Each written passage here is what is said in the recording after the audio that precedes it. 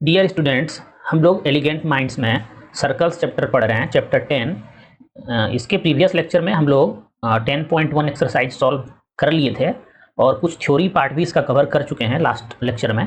आज के सेशन में हम लोग सबसे पहले दो थ्योरम को समझेंगे, थ्योरम 10.1 और इससे आगे का जो थ्योरम है। ये दोनों ही थ्योरम इंपॉर्टेंट है और इसको समझना जरूरी है। तो हम लोग जल्दी से पहले इस 10.1 थ्योरम को समझ लेते हैं, इसको कैसे प्रूव किया जा सकता है। थ्योरम 10.1 कहता है that tangent at any point of a circle is perpendicular to the radius through the point of contact. इसका कहने का मीनिंग है कि एक सर्कल है, मान लेते हैं यहाँ पे इस सर्कल का एक टेंजेंट है, पॉइंट पी पे है और इस पॉइंट पी को हम लोग पॉइंट ऑफ कांटेक्ट बोलते हैं। ये लास्ट लेक्चर में भी हम लोग समझे थे कि पॉइंट पी जो है वो पॉइंट ऑफ कांटेक्ट है, ठीक है। और इस टेंजेंट हम लोगों को प्रूव करना है कि ये पॉइंट पी पे जो रेडियस होगा इस सर्कल का, रेडियस और ये टेंजेंट ये दोनों परपेंडिकुलर होगा, ठीक है। तो इसको कैसे हम लोग प्रूव कर सकते हैं, देखते हैं। पॉइंट ऑफ कांटेक्ट बोलते हैं पॉइंट पी को। और हम लोग टेंजेंट के डिफिनेशन से क्या समझे थे लास्ट लेक्चर में कि टेंजेंट अगर पॉइंट पी पे है तो इसका मतलब है कि ये पॉइंट पी इस सर्कल पर भी होगा और इस लाइन एक्स वाई पर भी होगा, और सिर्फ इसी पॉइंट पी को ये लाइन टच कर रहा होगा, तभी एक्स वाई टेंजेंट है, ठीक है। अब इसका मतलब ये हुआ कि जो भी पॉइंट है इस लाइन पे अदर देन पी, ये सभी पॉइंट्स इस सर्कल के आउटसाइड में होगा, ठीक है। क्योंकि एक ही पॉइंट पे टच कर रहा है इसको, और जो वो पॉइंट कौन सा है, पॉइंट ऑफ कांटेक्ट, जिसको हम लोग पी बोल रहे हैं। मतलब पी के अलावा जो भी पॉइंट इस लाइन पे होगा वो सभी पॉइंट्स इस सर्कल के एरिया से बाहर होगा, ठीक है। तो मान लेते हैं कि एक पॉइंट हमारा क्यू है जो कि इस लाइन पे है, ठीक है। और पी के अलावा सभी पॉइंट, क्योंकि एक्स वाई टेंजेंट है तो पी के अलावा हर एक पॉइंट इस सर्कल से बाहर होगा, तो पॉइंट क्यू भी इस सर्कल से बाहर होगा, ठीक है। अब अगर ये सर्कल से बाहर है तो रेडियस हमारा होता कहाँ से कहाँ तक है, मान लेते हैं ये ओ सेंटर है इस सर्कल का, तो रेडियस जो होगा इस सर्कल का ओ से लेकर के इस पॉइंट तक होगा, जिसको कि हम लोग क्यू डैश बोल रहे हैं, ठीक है। मतलब ओ क्यू डैश रेडियस होगा इस सर्कल का, ठीक है। और ये आसानी से यहाँ पे दिख रहा है कि पॉइंट क्यू इस सर्कल से आउटसाइड है और ओ क्यू जो होगा वो इस रेडियस से बड़ा होगा ही होगा, ठीक है। मतलब O Q is greater than O Q dash, इसमें कोई दिक्कत नहीं है, ये बड़ा होगा।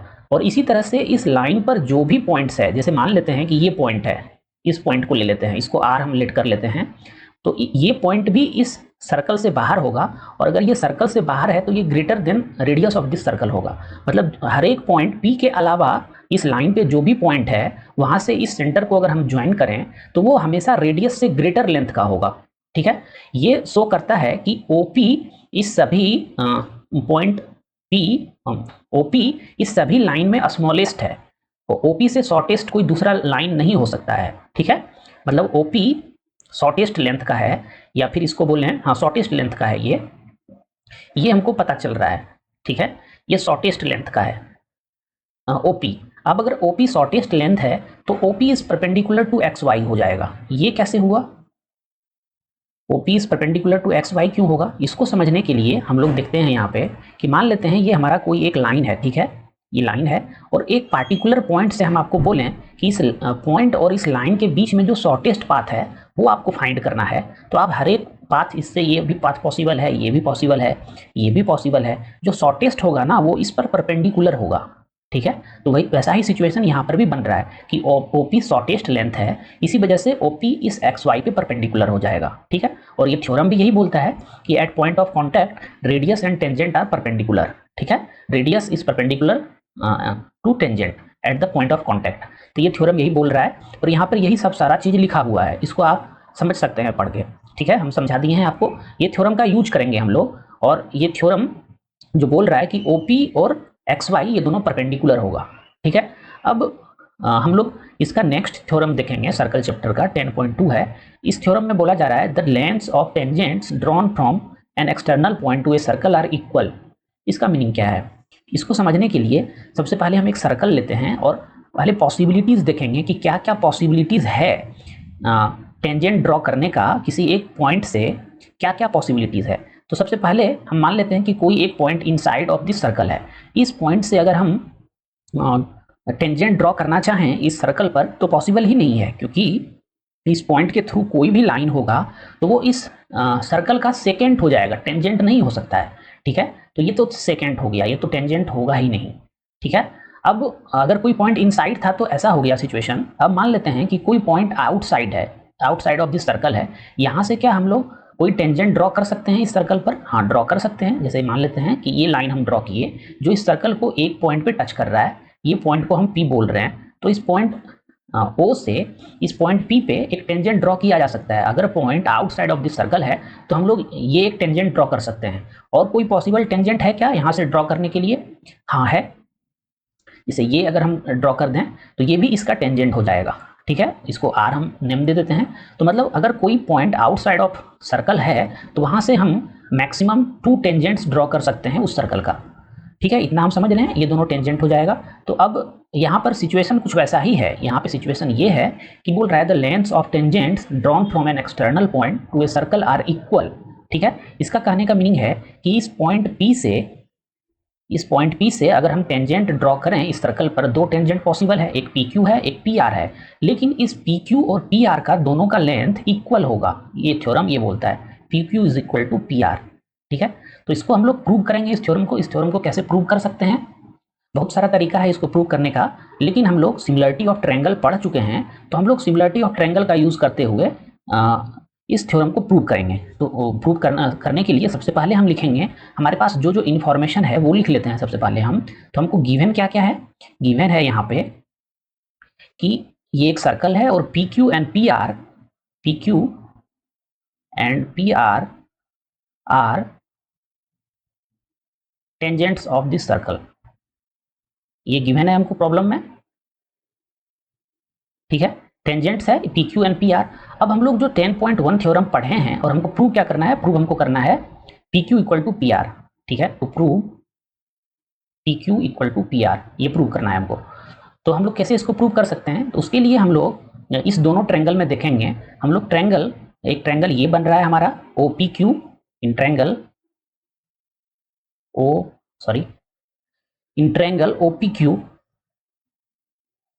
And triangle OPR। इस दोनों ट्रायंगल में आप देखिए एंगल Q और एंगल R ये दोनों 90 डिग्री होगा। Angle Q is equal to angle R, ये दोनों ही एंगल 90 डिग्री होगा। कैसे होगा और किस कारण से होगा ये हमको मेंशन भी करना है यहाँ पे कि किस कारण से ये हो रहा है। ठीक है, अभी तुरंत हम लोग 10.1 थ्योरम जो देखे हैं उस थ्योरम में ये हम लोग पढ़े थे कि अगर कोई टेंजेंट है तो eight the point of contact radius और टेंजेंट परपेंडिकुलर होगा 10.1 थ्योरम से। तो थ्योरम 10.1 का यूज करते हुए हम बोल सकते हैं कि थ्योरम 10.1 का यूज करते हुए, या फिर आप पूरा स्टेटमेंट यहाँ पे लिखिए कि at the point of contact radius and tangents are perpendicular. इस तरह से आप स्टेटमेंट लिख सकते हैं, at the point of contact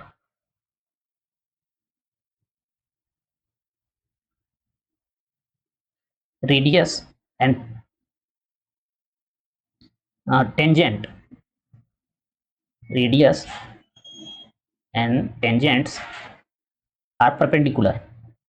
ठीक है, यही हम लोग थ्योरम 10.1 पढ़े थे, आर परपेंडिकुलर के लिए ये सिंबल आप यूज कर सकते हैं। तो इस थ्योरम की वजह से हम बोल रहे हैं angle Q is equal to angle R इस दोनों ट्रायंगल में। ठीक है, अभी इसको मिटा रहे हैं, स्पेस थोड़ा कम है। अब ये तो हो गया, और OP is equal to OP होगा इस दोनों ट्रायंगल में, क्योंकि ये साइड कॉमन है। OP is equal to OP होगा, और इसका भी रीजन हमको मेंशन करना है क्योंकि ये कॉमन साइड है, तो ये भी हम यहाँ पे मेंशन कर देंगे, कॉमन है ये। इसके अलावा और कुछ है क्या हमारे पास इंफॉर्मेशन है? एक और है, OQ is equal to OR होगा। ये क्यों होगा इसका भी रीजन हमको बताना जरूरी है, क्योंकि ये रेडियस है, radius of this circle, radius of circle, या फिर आप रेडियस भी लिख सकते हैं। ठीक है, रेडियस है ये, इसलिए ये इक्वल होगा। OQ भी रेडियस है, OR भी रेडियस है। अब इस तीनों कंडीशन से हम लोग बोल सकते हैं कि ये दोनों ट्रायंगल कन्ग्रुएंट है। Triangle OQP is congruent to triangle, congruency भी हम लोग पढ़ चुके हैं और सिमिलरिटी भी हम लोग पढ़ चुके हैं। इस कन्ग्रुएंट टू ट्रायंगल O और Q का करस्पॉन्डिंग एंगल कौन सा है? R है, तो Q के प्लेस पे R हम लोग लिखेंगे और P के प्लेस पे P ही लिखेंगे। और ये किस रीजन से होगा? ये कौन सा कन्ग्रुएंसी से होगा? RHS से होगा, क्योंकि 90 डिग्री इन्वॉल्व है। ये आप 9th क्लास में ही पढ़े होंगे। ये RHS से ये दोनों ट्रायंगल कन्ग्रुएंट हो गया। अब अगर ये दोनों ट्रायंगल कन्ग्रुएंट है तो इसका करस्पॉन्डिंग एंगल और करस्पॉन्डिंग साइड्स ये दोनों इक्वल होगा। तो इस रीजन से हम लोग बोल सकते हैं यहाँ पे QP इस ट्रायंगल का साइड है, QP is equal to RP होगा। और ये किस रीजन से होगा? Corresponding part of congruent triangle. तो हम लोग इसको CPCT लिखते हैं, ठीक है। तो ये प्रूव हो गया। हमको PQ equal to PR prove करना था, मतलब PQ ये टेंजेंट का लेंथ और PR ये दोनों को इक्वल प्रूव करना था। तो ये प्रूव हो चुका है। और ये थ्योरम भी हम लोग समझ चुके हैं कि अगर किसी एक्सटर्नल पॉइंट से हम टेंजेंट्स ड्रॉ करें, दो टेंजेंट्स ड्रॉ करें सर्कल पर, तो उस दोनों टेंजेंट्स का लेंथ इक्वल होगा, ठीक है। और कोई तरीका है क्या इसको प्रूव करने का? हाँ है तरीका। आप सिंपली, हम लोग ये जानते हैं ना कि एंगल Q और एंगल R ये दोनों 90 डिग्री होगा। ये हम लोग प्रीवियस प्रूफ में भी ये कंसिडर लिए थे हम, और ये थ्योरम 10.1 से आया था, क्योंकि point Q and point R ये दोनों पॉइंट ऑफ कांटेक्ट है, तो ये 90 डिग्री का एंगल बनाएगा। अब ये अगर 90 डिग्री का एंगल बना है तो इस ट्रायंगल में और इस ट्रायंगल में अगर हम पाइथागोरस थ्योरम अप्लाई कर दें तो उससे भी हम ये PR और PQ को इक्वल प्रूव कर सकते हैं। कैसे प्रूव कर सकते हैं? हम लोग इस ट्रायंगल में अगर पाइथागोरस थ्योरम अप्लाई करें तो PQ स्क्वायर लिखा जा सकता है, PQ square is equal to, हम लोग लिख सकते हैं इसका हाइपोटेनियस OP हो जाएगा, तो OP square minus OQ square लिख सकते हैं ये पाइथागोरस थ्योरम का अप्लाई करते हुए।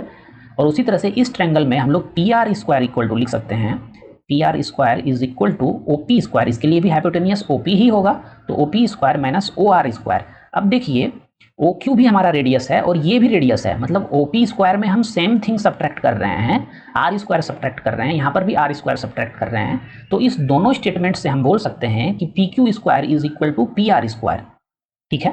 तो PQ square is equal to PR square अगर हो जाता है तो स्क्वायर रूट हम बोथ साइड ले लेंगे, तो ये PQ is equal to PR यहाँ से भी प्रूव किया जा सकता है। तो दो तरीका है प्रूव करने का इस थ्योरम को। जो थ्योरम बोल रहा है कि एक्सटर्नल पॉइंट से जो हम टेंजेंट्स ड्रॉ करते हैं वो इक्वल इन लेंथ होगा, ठीक है। तो ये प्रूफ तो इसका हम लोग समझ चुके हैं, दो तरीका से समझ लिए।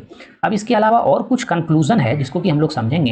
यहाँ पे बोला जा रहा है कि OP is the angle bisector of angle QPR, मतलब OP ये जो लाइन सेगमेंट OP है या साइड है, ये OP इस एंगल का एंगल बाइसेक्टर है। ये कैसे है? अभी तुरंत हम लोग प्रूव किए हैं कि triangle OQP is congruent to triangle ORP, ये प्रूव किए हैं हम लोग, RHS से प्रूव किए थे इसको कि ये दोनों ट्रायंगल कन्ग्रुएंट है। अब अगर ये दोनों ट्रायंगल कन्ग्रुएंट है तो इसका ये एंगल P और P एंगल, मतलब angle QPO is equal to angle RPO होगा। ये क्यों होगा? ये क्योंकि corresponding part of congruent triangle है, CPCT से ये दोनों एंगल इक्वल होगा। अब अगर ये दोनों एंगल इक्वल हो गया है तो फिर हम लोग आसानी से बोल सकते हैं कि ये PO जो है इस एंगल का बाइसेक्टर है, मतलब इस एंगल को वो 2 इक्वल पार्ट में डिवाइड कर रहा है, ठीक है। तो ये PO एंगल बाइसेक्टर हो गया इसका। अब इसके अलावा और एक स्टेटमेंट है, the centre lies on the bisector of the angle between the 2 tangents. अब ये बोल रहा है कि ये O हमारा सेंटर था, तो अगर इस पॉइंट P जो कि एक्सटर्नल है, एक्सटर्नल पॉइंट है इस सर्कल का, इस सर्कल से बाहर है, वहाँ से हम 2 टेंजेंट्स ड्रॉ किए हैं, तो इस दोनों टेंजेंट्स का जो एंगल बाइसेक्टर होगा, इसी एंगल बाइसेक्टर पर इस सर्कल का सेंटर लाई करेगा, ठीक है। बस एक ही बात को घुमा फिरा के बोल रहा है, लेकिन ये सब समझने से होगा क्या कि आपका एक कंसेप्ट बनेगा सर्कल टॉपिक पे और आप प्रॉब्लम को अच्छे से सॉल्व कर पाएंगे। इसलिए ये सभी जरूरी था, तो हम यहाँ पे एक्सप्लेन कर रहे हैं। अब ये हो गया। अब इसके अलावा जो इस चैप्टर में एग्जाम्पल है उसको हम लोग सॉल्व करेंगे। तो सबसे पहला एग्जाम्पल जो है इस चैप्टर का, सर्कल चैप्टर का, उसको हम लोग सॉल्व करेंगे अभी। इस एग्जाम्पल में बोला गया है, prove that in 2 concentric circles the chord of the larger circle which touches the smaller circle is bisected at the point of contact.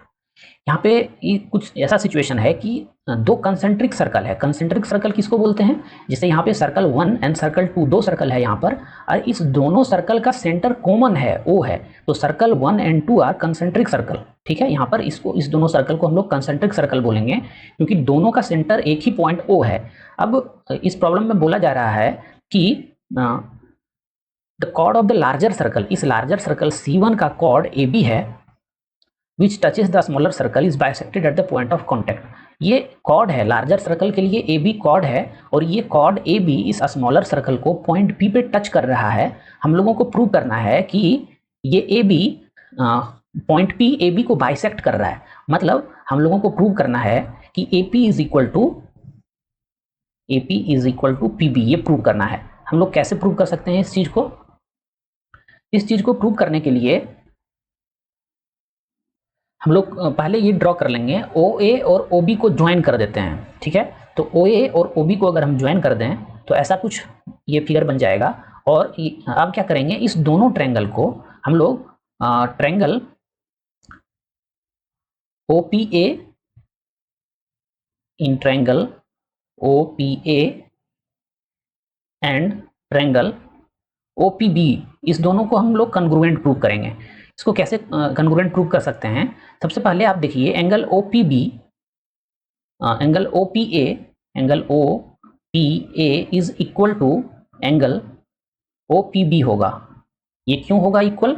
क्योंकि ये स्मॉलर सर्कल के लिए ये पॉइंट P पे टच कर रहा है ना, इस स्मॉलर सर्कल को, ये AB, तो AB स्मॉलर सर्कल के लिए टेंजेंट हो गया और ये point P point of contact हो गया स्मॉलर सर्कल के लिए, तो OP परपेंडिकुलर होगा इस पर। अभी हम लोग 10.1 थ्योरम जो पढ़े हैं उसको अप्लाई करके हम लोग बोल सकते हैं कि OP is perpendicular to AB। अगर ये परपेंडिकुलर हो गया तो ये एंगल 90 डिग्री होगा और ये एंगल भी 90 डिग्री होगा, ठीक है। तो यहाँ पर हम मेंशन कर देंगे। अभी हम बस यहाँ पे थ्योरम लिख रहे हैं, आपको थ्योरम 10.1, यूजिंग थ्योरम 10.1, लेकिन आपको स्टेटमेंट लिखना है, at the point of contact the radius and tangents are perpendicular, the radius and tangent are perpendicular, या फिर radius is perpendicular to tangent, ये आपको स्टेटमेंट मेंशन करना है। तो ये दोनों एंगल इक्वल हो गया। वहीं पर आप देखिए OB is equal to OA होगा। ये क्यों होगा?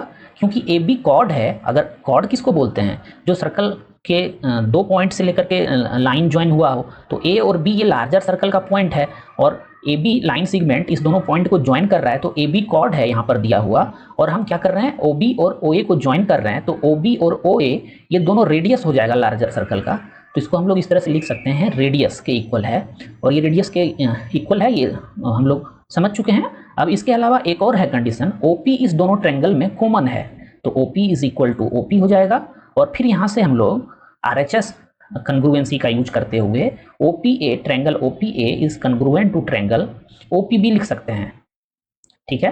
और ये किस कंग्रुएंसी से होगा? RHS से होगा। RHS आप समझ रहे हैं ना, अगर दो ट्रायंगल में दो एंगल राइट एंगल हो और हाइपोटेनियस दोनों का इक्वल हो और इसके अलावा एक साइड इक्वल हो, तो वो दोनों ट्रायंगल कंग्रुएंट होता है। यहाँ पर राइट एंगल है, दोनों ट्रायंगल में एक एक राइट एंगल है, और हाइपोटेनियस दोनों का रेडियस है, तो दोनों इक्वल है, और एक साइड OP जो है इस दोनों ट्रायंगल का कॉमन है, तो इक्वल है। तो हम लोग RHS को यहाँ पे अप्लाई करके इस दोनों ट्रायंगल को कंग्रुएंट बोल सकते हैं। अब अगर ये कंग्रुएंट है तो हम लोग बोल सकते हैं कि AP या PA of this triangle will be equal to PB of another triangle, और ये CPCT से हो जाएगा क्योंकि ये करस्पॉन्डिंग पार्ट है इस दोनों कंग्रुएंट ट्रायंगल का, तो CPCT से हम लोग PA इक्वल टू PB लिख सकते हैं। अब अगर PA equal to PB prove हो गया तो हम लोग बोल सकते हैं कि पॉइंट P इस लाइन सेगमेंट या इस कॉर्ड AB को बाइसेक्ट कर रहा है। यही प्रूव करना था हम लोगों को, bisected at the point of contact. तो ये हम लोग प्रूव कर चुके हैं। अगर PA इक्वल टू PB आ गया है तो हम लोग बोल सकते हैं hence P is the bisector of line AB, या point P is bisected at the point the chord AB is bisected at the point of contact P, ऐसा बोल सकते हैं। ये प्रूव हो गया। तो ये एग्जाम्पल भी अच्छा था समझने के लिए।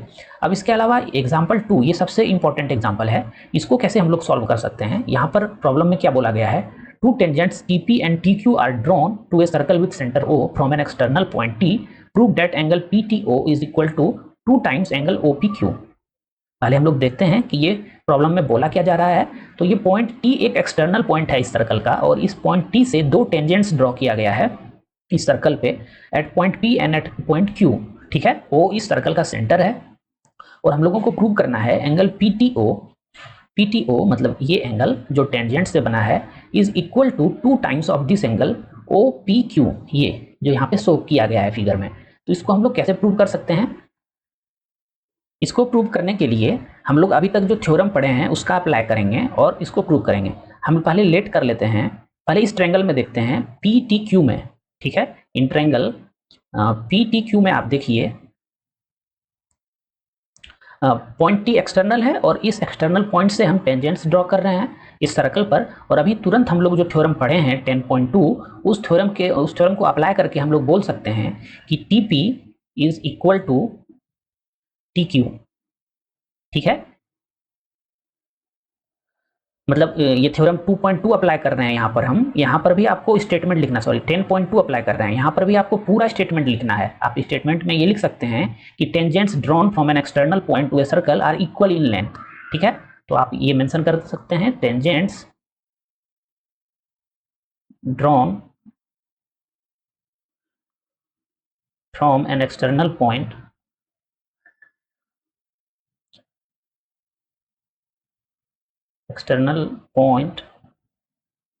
on a circle are equal in length. यही हम थ्योरम देखे थे, अभी समझे भी थे, इसको प्रूव भी किए थे, इक्वल इन लेंथ। ये पूरा स्टेटमेंट आपको मेंशन करना है। ठीक है, तब आपको फुल मार्क्स मिलेगा। लेकिन हम यहाँ सिंप्लिसिटी के लिए बस 10.2 मेंशन कर रहे हैं, थ्योरम 10.2। ठीक है, मतलब ये दोनों लेंथ इक्वल होगा क्योंकि पॉइंट टी एक्सटर्नल है इस सर्कल का और इसी पॉइंट से हम दो टेंजेंट ड्रॉ किए हैं। अब हम लोग आसानी से बोल सकते हैं कि अगर ये दोनों साइड इस ट्रायंगल में इक्वल है तो इसका अपोजिट एंगल इक्वल होगा। ठीक है, तो इसका टीपी का अपोजिट एंगल ट्रायंगल पीटीक्यू में एंगल टीक्यूपी है, टीक्यूपी है, और टीक्यू का अपोजिट एंगल टीपीक्यू है। ठीक है, ये दोनों एंगल इक्वल होगा और ये किस रीजन से होगा, क्योंकि side opposite sides are equal. आप ये मेंशन कर सकते हैं कि opposite sides of this angle, these angles opposite sides are equal. ये रीजन आपको मेंशन करना है। जब तक आप रीजन मेंशन नहीं करेंगे ना तब तक आपको फुल मार्क्स नहीं मिलेगा।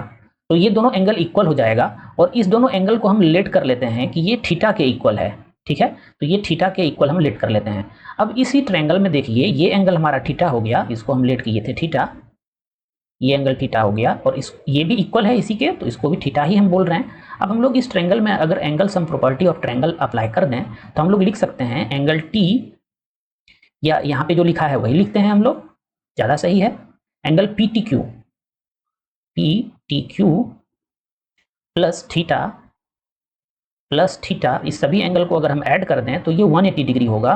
और यहाँ पर भी आपको रीजन मेंशन करना है, जहाँ भी आप कोई इस तरह का स्टेटमेंट लिख रहे हैं तो आपको रीजन मेंशन करना है। यहाँ पे रीजन क्या होगा, angle sum property of A triangle. ठीक है, तो हम इसको शॉर्ट में मेंशन कर दे रहे हैं angle sum property of A triangle. और यहाँ से हम लोग लिख सकते हैं एंगल पी टी क्यू, यहाँ से हम लोग लिख सकते हैं थीटा, अगर थीटा इक्वल टू अगर हम लिखना चाहें तो लिख सकते हैं 180, क्योंकि theta plus theta 180 degree minus angle P T Q upon 2, ये लिखा जा सकता है क्योंकि थीटा प्लस थीटा 2 थीटा हो गया और थीटा इक्वल टू ये आएगा हमारा। अब ये तो हमारा एक स्टेटमेंट हो गया, इसको हम स्टेटमेंट फर्स्ट ले लेते हैं या इक्वेशन फर्स्ट ले लेते हैं। अब हम एक दूसरा कंसेप्ट यहाँ पे यूज़ करेंगे। देखिए ओपी इस टेंजेंट का, पी पॉइंट ऑफ कॉन्टैक्ट है, टीपी टेंजेंट है और ओपी रेडियस है। तो हम लोग एंगल ओपीटी को टी को हम लोग 90 डिग्री बोल सकते हैं। ये किस रीजन से होगा, थ्योरम 10.1 जो अभी हम लोग तुरंत पढ़े हैं 10.1, ये क्या बोलता है कि at the point of contact the radius is perpendicular to the tangent. Theorem 10.1 यही बोलता है। अब OPT is equal to 90 degree हो गया और हम लोग एंगल ओपीटी को लिख सकते हैं एंगल ओपीक्यू प्लस थीटा, क्योंकि उसको हम थीटा लेट किए हुए थे तो इसको हम ओपीक्यू प्लस थीटा लिख ले रहे हैं इक्वल टू 90 डिग्री। ठीक है, और यहाँ से अगर हम थीटा निकालना चाहें तो थीटा इक्वल टू लिख सकते हैं 90 माइनस एंगल ओपीक्यू। ठीक है, ये हमारा इक्वेशन सेकेंड, हम इसको ले लेते हैं। अब इस दोनों इक्वेशन में देखिए थीटा इक्वल टू दिस है, थीटा इक्वल टू दिस है, मतलब इसका राइट हैंड साइड भी इक्वल होना पड़ेगा। और राइट हैंड साइड को अगर हम इक्वल करें फ्रॉम इक्वेशन 1 एंड 2 तो हम लोग लिख सकते हैं 180 minus angle P T Q, 180 minus angle P T Q upon 2 will be equal to 90 minus angle O P Q. ठीक है, इस दोनों इक्वेशन से लिख रहे हैं हम। अब इसको 2 से हम डिवाइड कर देते हैं इन सभी को, तो क्या हो जाएगा, या फिर इसको 2 से पूरा को मल्टीप्लाई कर दीजिए आप, तो ये 180 डिग्री इधर रह जाएगा minus angle P T Q equal to, ये 2 मल्टीप्लाई होगा सभी से, यहाँ डिनोमिनेटर में है तो ये 180 डिग्री हो जाएगा और ये minus 2 times of angle O P Q हो जाएगा। ठीक है, अब देखिए ये 180 डिग्री और 180 डिग्री कैंसिल आउट हो जाएगा और ये नेगेटिव, अगर 180 डिग्री को दोनों साइड से हटा दें हम, हट जाएगा, ये आसानी से कैंसिल आउट हो जाएगा। तो minus of angle P T Q is equal to minus of 2 times of angle O P Q आ रहा है। ठीक है। और ये नेगेटिव साइन दोनों साइड से हट जाएगा तो हमारा प्रूव हो जाएगा कि angle PTQ is equal to 2 times of angle OPQ, और यही प्रूव करना था हम लोगों को, तो ये प्रूव हो चुका है। ठीक है, इस तरह से इसको आप प्रॉब्लम को बना सकते हैं। इसको थीटा लेट कर लेना है और PT और QT ये दोनों इक्वल इन लेंथ हो जाएगा। अगर ये दोनों साइड इक्वल है, इसका अपोजिट एंगल भी इक्वल होगा। एक थ्योरम ये यूज़ किए हम, और दूसरा थ्योरम ये यूज़ किए कि OP इस टेंजेंट PT पे परपेंडिकुलर होगा। उसका यूज करके हम दो इक्वेशन फाइंड किए, जिससे कि थीटा को फाइंड किए और फिर थीटा को इक्वल कर दिए, तो फिर हमारा जो प्रूव करना था वो हो गया। ठीक है, तो आज के लेक्चर में बस हम लोग इतना ही देखेंगे। फिर नेक्स्ट लेक्चर में इससे आगे का जो एग्जाम्पल है और एक्सरसाइज है उसको सॉल्व करेंगे। ठीक है, आपको हमारा लेक्चर कैसा लग रहा है आप हमें कॉमेंट सेक्शन में बता सकते हैं। Thanks for watching elegant minds.